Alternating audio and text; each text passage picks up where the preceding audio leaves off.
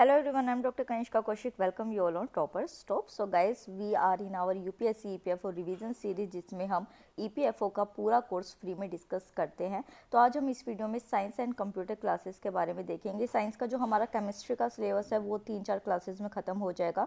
Computer का भी syllabus ज़्यादा नहीं है, इस वजह से मैंने ये शॉर्ट टॉपिक्स उठाए हैं इस मंथ के लिए, ताकि आपके 3 से 4 सब्जेक्ट्स कंप्लीट हो सके। तो चलिए वीडियो को शुरू करते हैं।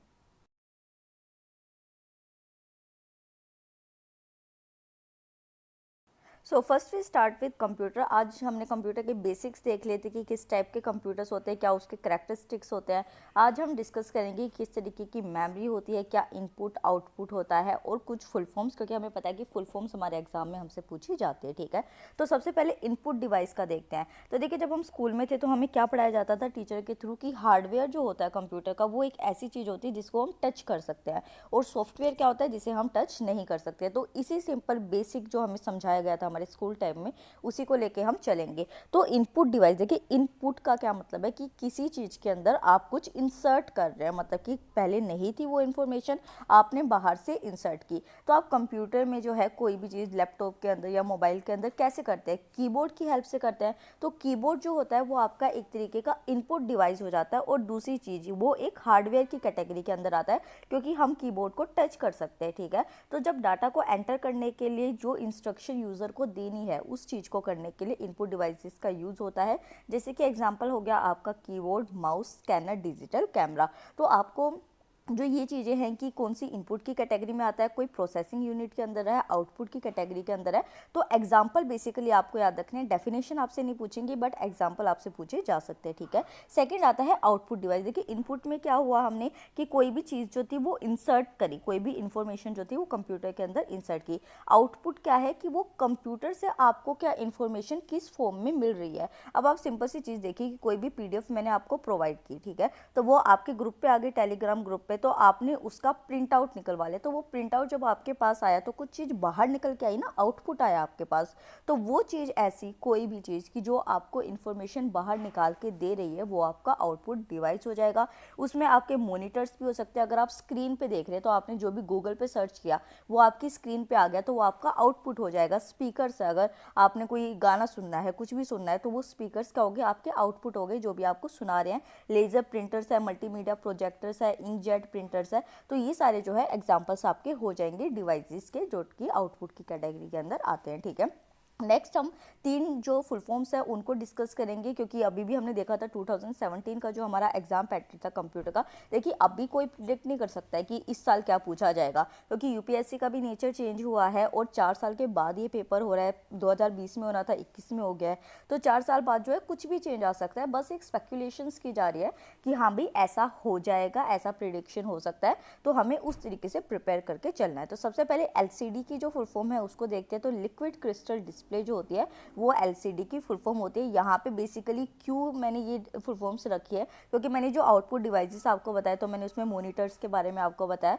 तो मॉनिटर के जो टाइप यहाँ पे आ जाएंगे उस वजह से मैंने ये फुल फॉर्म आपको बता दिया। ठीक है, तो एलसीडी आता है लिक्विड क्रिस्टल डिस्प्ले, फिर आता है एलईडी जो कि हमारे वो भी होते हैं, टीवी वगैरह भी आजकल चल रहे हैं। तो लाइट एमिटिंग डायोड जो होता है वो एलईडी की फुल फॉर्म हो जाती है। और लास्ट आता है हमारा टीएफटी मॉनिटर। तो यहाँ पे जो टीएफटी है उसकी फुल फॉर्म आपको याद रखनी है। तो टी से यहाँ पे आ जाता है थिन, एफ से होता है फिल्म, और टी से दोबारा हो जाता है ट्रांजिस्टर। तो ये तीनों ही फुल फॉर्म इंपॉर्टेंट है और आपको अपने एग्जाम के लिए याद रखने हैं।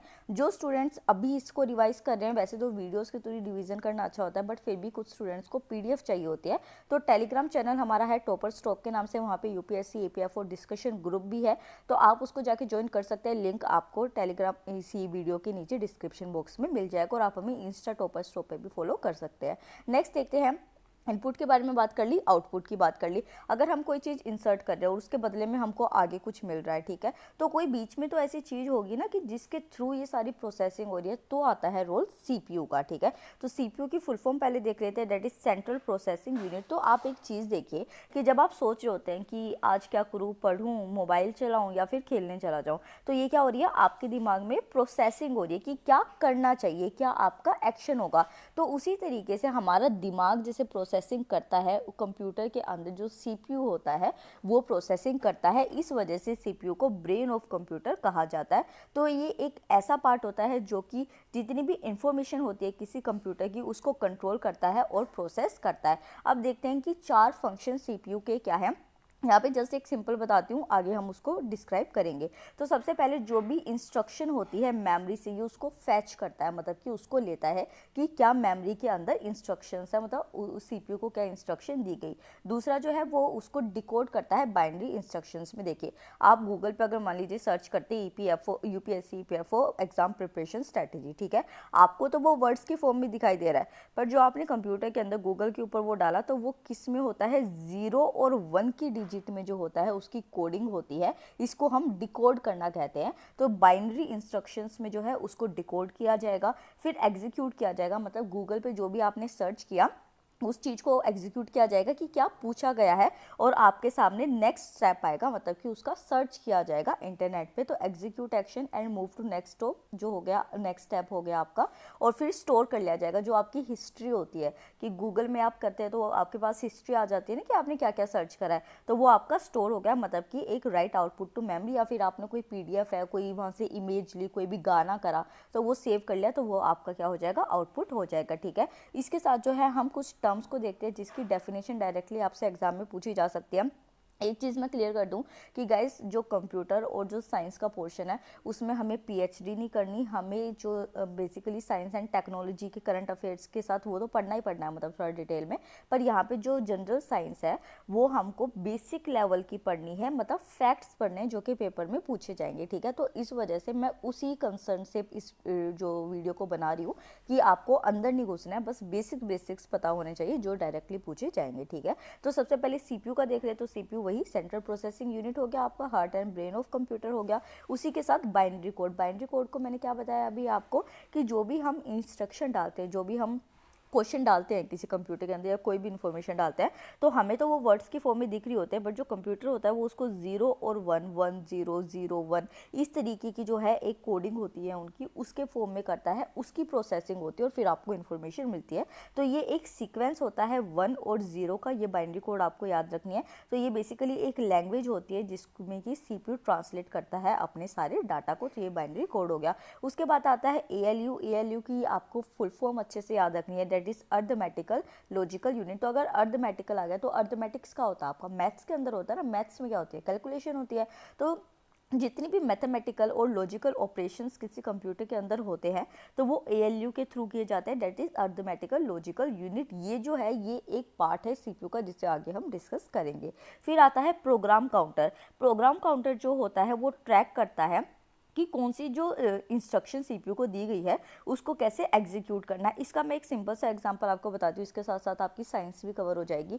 आपने साइंस में जब आप 10th क्लास में थे तो गैग रिफ्लेक्स पढ़ा था। गैग रिफ्लेक्स क्या होता है, सिंपल सा, कि अगर आप किसी गर्म चीज़ को टच करते हैं तो आपके जो सेंसरी नर्व्स होती हैं जो आपके हाथ में होती है, तो वो आपके ब्रेन के पास सिग्नल भेजती है कि ये तो गर्म लगेगा, अगर गर्म लगेगा तो हाथ जल सकता है। तो आपका ब्रेन जल्दी सी मोटर नर्व्स के थ्रू आपको मैसेज करता है कि हाथ हटा लो, और आप उस गर्म चीज से अपना हाथ हटा लेते हैं। तो ये जो पूरा फंक्शन हुआ ना कि क्या एक्शन करना है, क्या एग्जीक्यूशन करना है, मतलब हाथ हटाना है, तो वो आपका प्रोग्राम काउंटर हो जाएगा, जो कि गैग रिफ्लेक्स में भी देखा जाता है, ठीक है।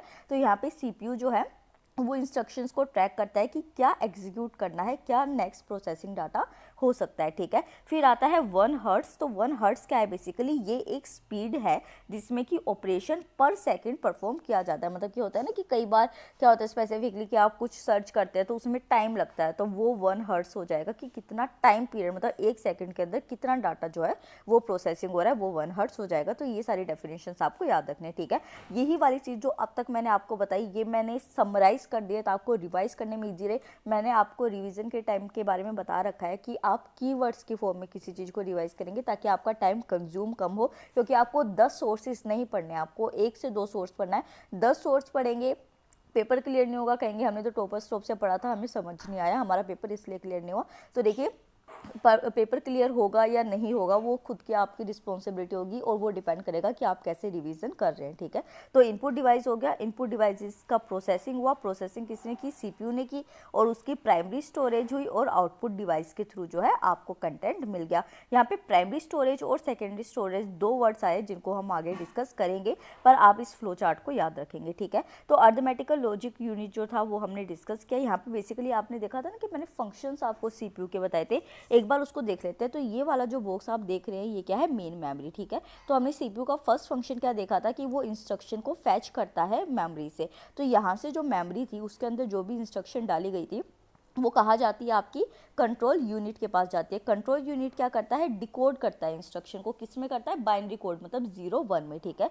यहाँ से जो स्टेप 3 होता है क्या जाता है, एएलयू के पास जाता है, अरिथमेटिकल लॉजिक यूनिट के पास जाता है। जो भी कैलकुलेशन या फिर मैथमेटिकल लॉजिकल चीज़ें करनी होती है वो एएलयू यहाँ पे एग्जीक्यूट करता है कमांड्स को, मतलब इसने जो कहा कि आप ये करो तो ये अब इसको एग्जीक्यूट करेगा और उसी के साथ जो है वो आपके पास रिजल्ट आ जाएगा एएलयू के अंदर ही। जो भी रिजल्ट आएगा अगर आप उसको सेव करना चाहते हैं अपनी मेमोरी में तो स्टेप 4 के अंदर जो है स्टोर रिजल्ट इन मेमोरी, ठीक है। तो ये वाला जो आपका फ्लो चार्ट है ये भी आपको अच्छे से याद रखना है।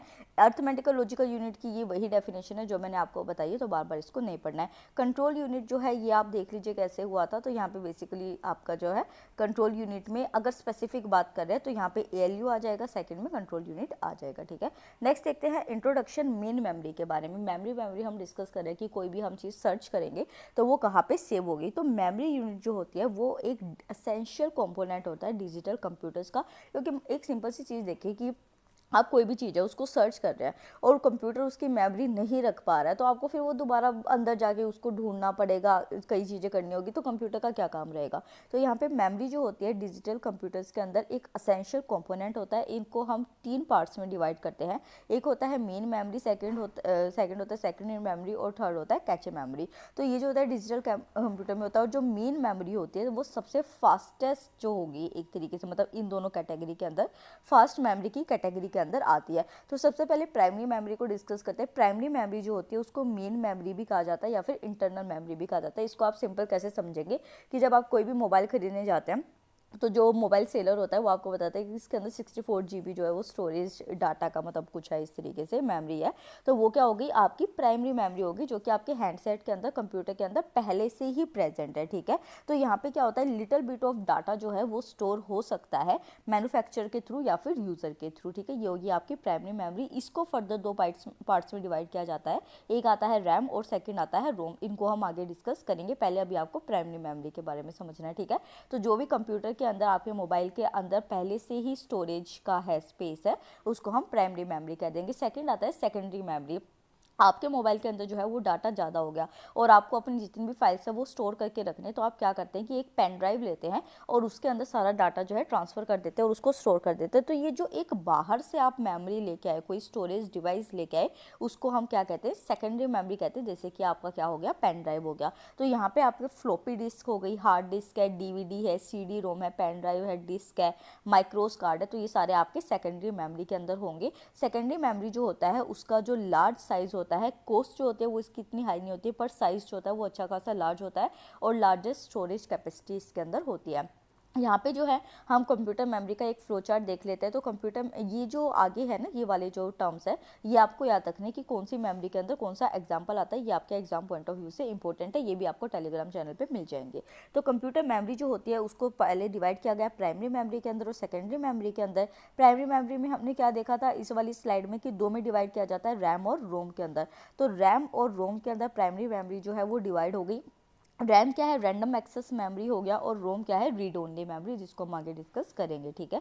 तो रैम के अंदर आपके दो तरीके से आ जाता है, एस रैम और डी रैम।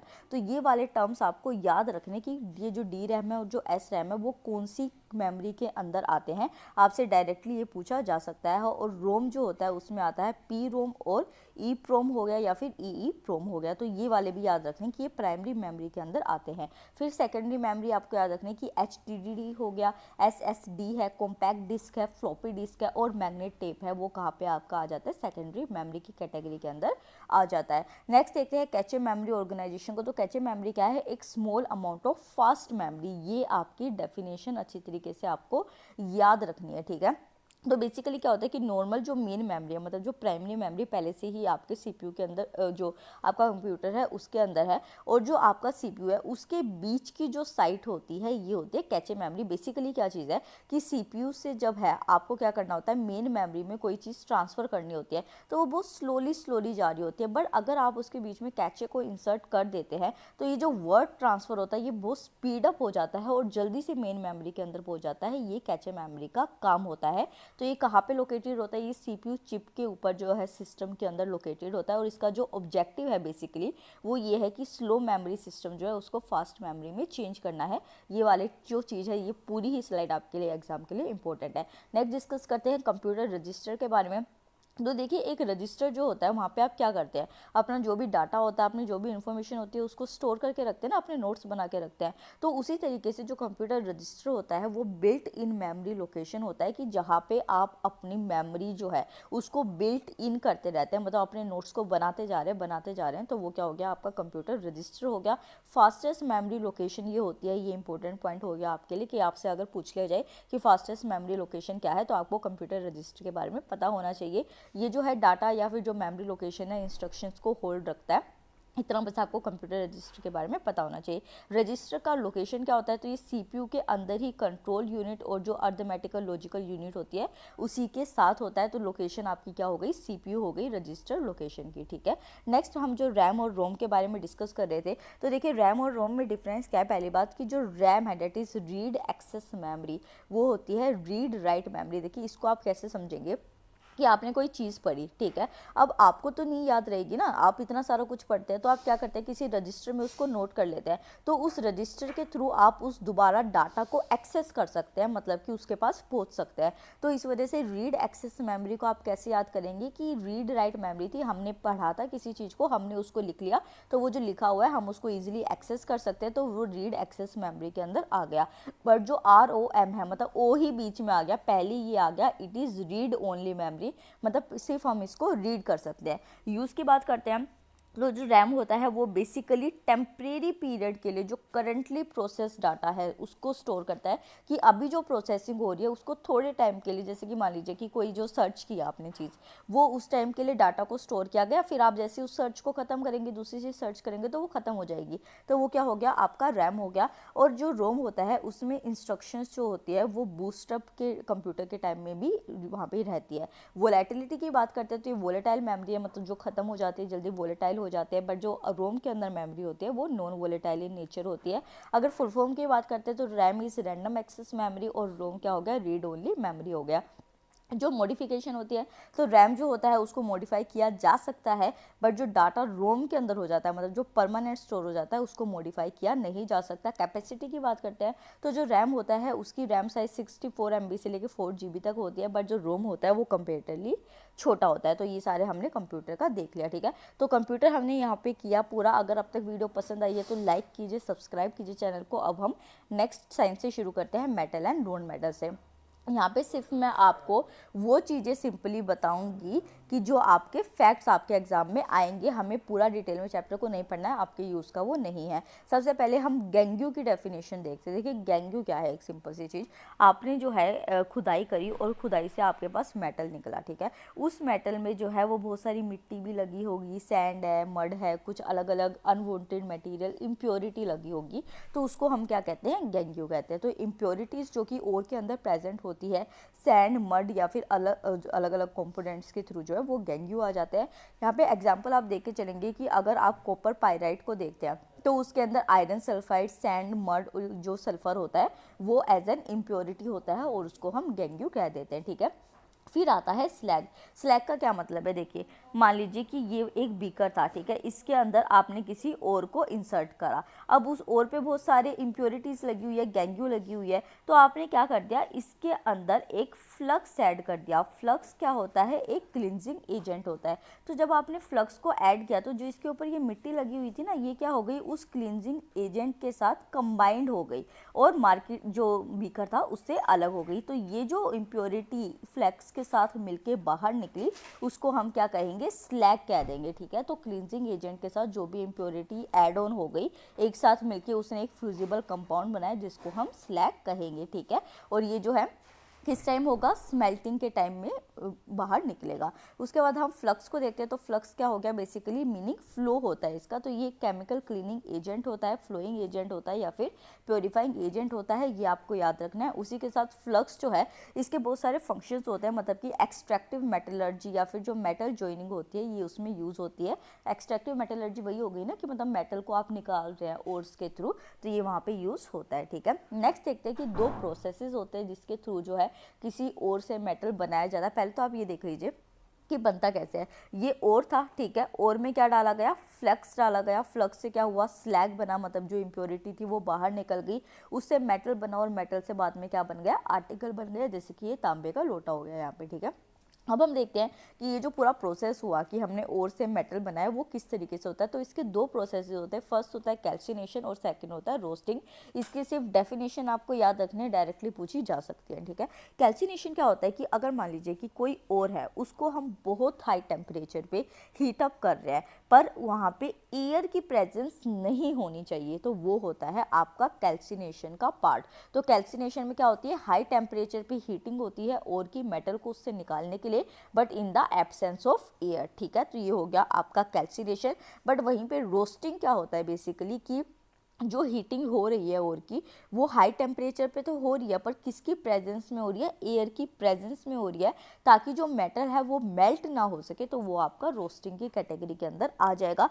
ये वाली जो डिटेल है ये सिर्फ उन स्टूडेंट्स के लिए है कि जिनको थोड़ा एक्स्ट्रा पढ़ने का रहता है, बट अगर एग्जाम पॉइंट ऑफ व्यू से करूँ तो सिर्फ आपको इतना ही ये याद रखना है, ठीक है। कैल्सिनेशन और रोस्टिंग का हो गया आपका। तो यहाँ पे बेसिकली बस एक एग्जांपल आप याद रख लीजिएगा कि अगर कैल्सिनेशन जो होता है वो कार्बोनेट के ओर्स के अंदर बेसिकली होता है, जहाँ पे वाटर को कैल्सिनाइट किया जाता है, मतलब वाटर को रिमूव किया जाता है, ठीक है, या फिर जो ऑर्गेनिक मैटर होता है उसको रिमूव कर दिया जाता है। और अगर हम रोस्टिंग की बात करते हैं तो मोस्टली जो सल्फाइड की ओर्स होती है उनको रोस्ट किया जाता है। तो ये एग्जाम्पल्स आप याद रखेंगे। मेटल्स नॉन मेटल्स को हमने देख लिया। अब गाइस क्या है, बेसिकली ये वाला जो चैप्टर है ये है फैक्ट बेस्ड चैप्टर। यहाँ पे जैसे कि मान लीजिए कि जो सोडियम है उसकी और मिनरल कौन कौन सी हैं, रॉक सोल्ट हो गई, चिली सोल्ट पेटर हो गई, बोरैक्स हो गया। तो इसमें समझाने लायक कुछ नहीं, ये सिर्फ डिपेंड करता है कि आप कितना उसका रिवीजन कर रहे हैं अपने चीज़ों का, तो वैसे ही आपको याद होगी। सिर्फ इसमें मैं आपकी ये हेल्प कर सकती हूँ कि जितना भी कंटेंट है वो मैं आपको एक ऑथेंटिक साइट से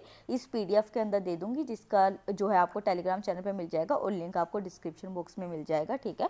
और वहाँ से फिर आप इसको पढ़ सकते हैं। तो ये वाली जो स्लाइड होगी, उसके बाद हमें जो एक लास्ट चीज़ समझनी है यहाँ पे वो है एलॉय की डेफिनेशन और एग्जांपल। एलॉय क्या होता है, देखिए बेसिकली आपने जो है कोई एक नई चीज़ बनाई, उस नई चीज़ के अंदर जो 70 से 80% कंटेंट है वो तो है मेटल का, ठीक है, कोई भी मेटल उसके अंदर है, और जो 10 से 20% है वो कोई और केमिकल है उसके अंदर। तो ये जो एक नया मिक्सचर बनेगा केमिकल एलिमेंट्स का उसको हम एलॉय कहते हैं। तो यहाँ पे बेसिकली एलॉय क्या होता है, वो एक मिक्सचर होता है केमिकल एलिमेंट्स का जिसमें कि प्राइमरी कंपोनेंट क्या होता है, वो मेटल होता है। जैसे कि आप यहाँ पे एग्जांपल देखिए कि ब्रोंज की अगर हम बात करते हैं तो ब्रोंज में कॉपर क्या होता है, कॉपर क्या है, एक मेटल है ना, तो वो 78 से 95% होता है, बट जो टिन होता है वो 5 से 22% हो जाता है।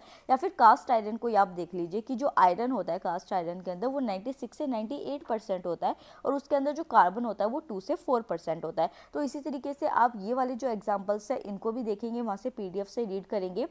इसके अलावा जो है बाद में ये वही चीज़ें आ जाती हैं कि एलॉय जो होता है उसकी कॉम्पोजिशन क्या है, उसके इंपॉर्टेंट यूजेस क्या है। तो ये फैक्ट बेस्ड क्वेश्चन है, ये डायरेक्टली आपको याद करने होंगे, इसमें मैं आपकी हेल्प नहीं कर सकती हूँ क्योंकि रटना नहीं है ना, इस चीज़ को आपको समझ समझ के आगे करना है। तो यहाँ पे फिर आ जाते हैं कि कौन कौन से कॉम्पोनेंट्स बनते हैं। तो कॉमन नेम, केमिकल नेम, और ये फॉर्मूला तो आप मत याद कीजिएगा, ये वाली पॉइंट मत कीजिएगा। आपको क्या याद रखना है कि ये जो कॉमन नेम है ना किसी भी कंपाउंड का, और उसके जो ये यूजेस दे रखे हैं ये याद करने हैं। ये वाली दोनों चीज़ें आपको याद नहीं रखनी है, वो तो मतलब इसलिए दे दिया जाता है कि जो बच्चे सीजीएल वगैरह के लिए प्रिपेयर कर रहे हैं तो उनसे पूछा जा सकता है, ठीक है। तो इसी के साथ जो है हम आज की वीडियो को ख़त्म करते हैं।